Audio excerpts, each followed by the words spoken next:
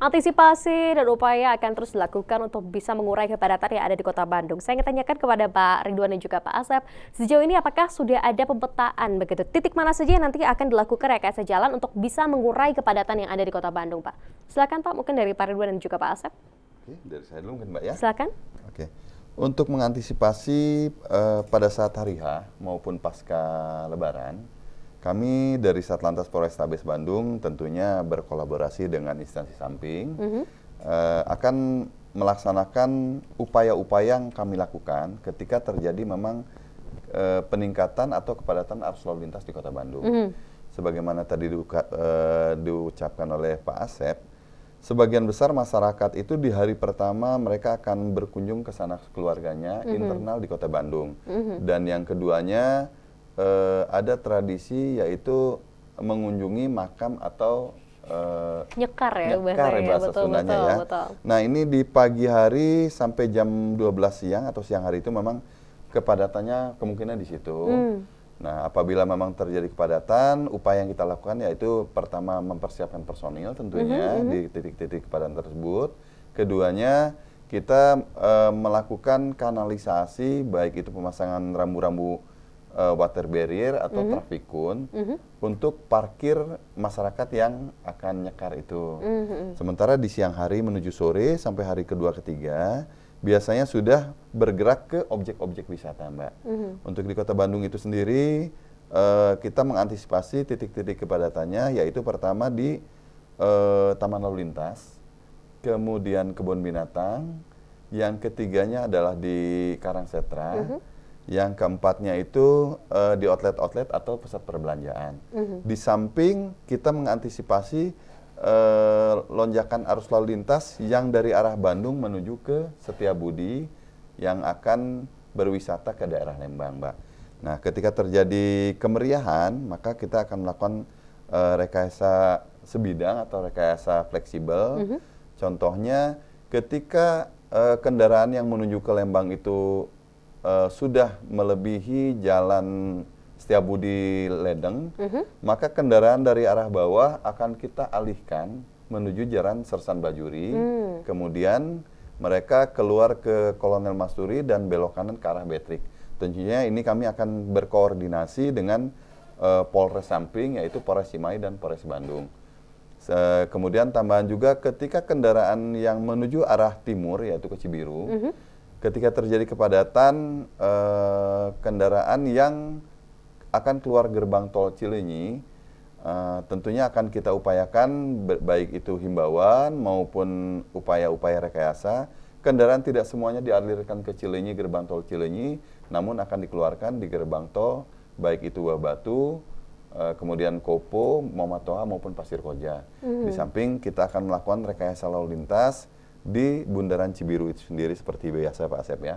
Sementara kalau untuk ke wilayah barat itu jarang terjadi kepadatan karena sebagian besar arus lalu lintas yang kita dapat itu dari arah Pasteur, kemudian dari arah selatan maupun dari arah timur yang menuju ke atas atau sebaliknya seperti itu, Mbak.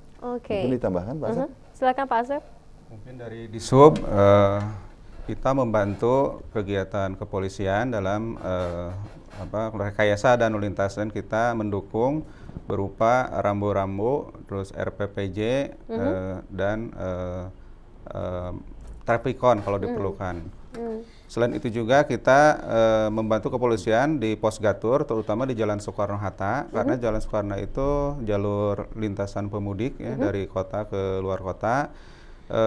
Dan kita juga memantau di ATCS, simpang mana di persimpangan yang padat kita tarik melalui ATCS, meminimalisir kemacetan di persimpangan. Oke, baik. Ini karena memang kalau kita lihat ya, dari durasi waktu libur di Lebaran kali ini cukup lama.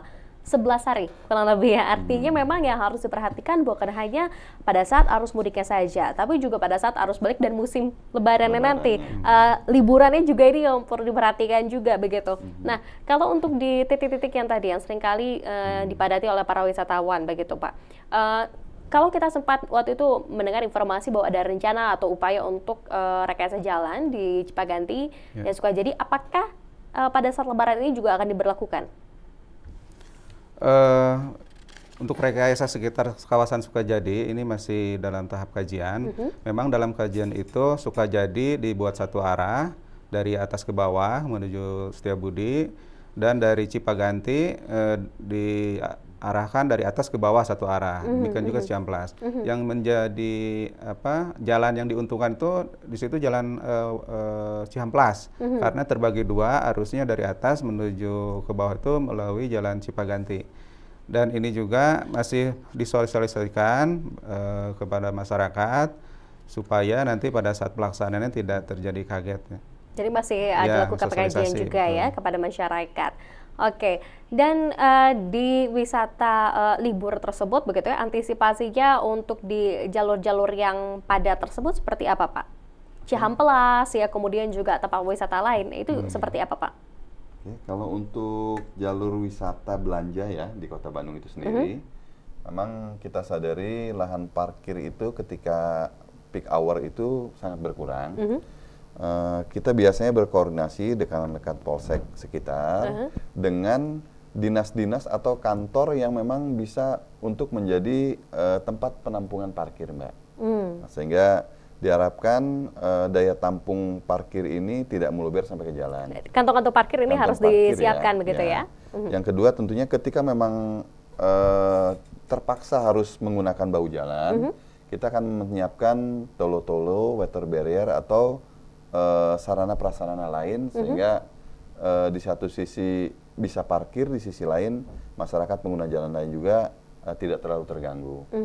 Nah, kemudian untuk rekayasa atau upaya yang dilakukan kita menuju ke luar kota, kalau tadi kan untuk di kantung parkir di tempat belanja ya, untuk keluar kota itu seperti ke Lembang, karena di Lembang itu banyak sekali objek wisata, kita akan berkoordinasi dengan Polres Cimahi, kita menggunakan pola waktu di mana pagi hari ini arus itu cenderung ke atas menuju Lembang. Nanti akan dilakukan kontraflow sebidang atau one way sebidang. Diupayakan dan dimaksimalkan itu penarikan dari arah Kota Bandung atau dari bawah selatan menuju ke utara. Begitu juga sebaliknya ketika sore hari kontraflow atau one way sebidang ini akan dilakukan sebaliknya. Kita akan kuras arus wisatawan yang dari arah Lembang itu menuju Kota Bandung, dan kita maksimalkan gerbang tol Pasir Koja, Kopo, kemudian Toha, maupun gerbang tol favorit yang ada di kita, yaitu gerbang tol Paster. Dan tentunya untuk gerbang tol ini dia fluktuasi, ketika memang sore akan dibuka selebar-lebar mungkin untuk menarik arus yang dari Kota Bandung maupun dari arah Lembang menuju ke Jakarta atau keluar kota. Baik, Pak Ridwan juga Pak Asep, lalu sebetulnya apakah ada juga solusi lain bagi para pemudik dan masyarakat Kota Bandung ketika nantinya mungkin terjadi kepadatan? Apakah ada jalur-jalur alternatif yang bisa digunakan? Kita masih akan terus membahasnya pada pagi hari ini. Tetap bersama kami di Indonesia Bar, kami akan segera kembali.